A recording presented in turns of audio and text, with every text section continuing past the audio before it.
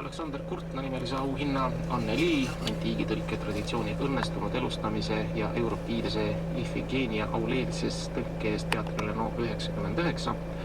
Algupärase dramaturgi auhinna pärvis teist korda laval käinud lavastus dramaturgi Eero Epner, Reformierakonna juhatuse koosolek, poeetiliselt terava ja poliitiliselt tundliku kiirreageerimise ning dramaturgilise panuse eest lavastusel Rise and Fall of Estonia.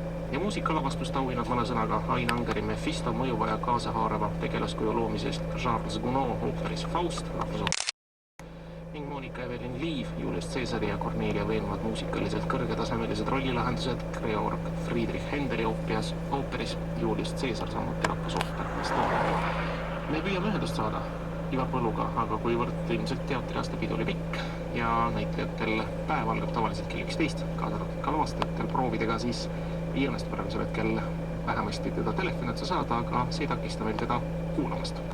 Just, ja sama genialistide lugu, mis ka kellaajale viitab, praegu näitab muide 9:40 ja pool, viitab kellaajale 7 AM.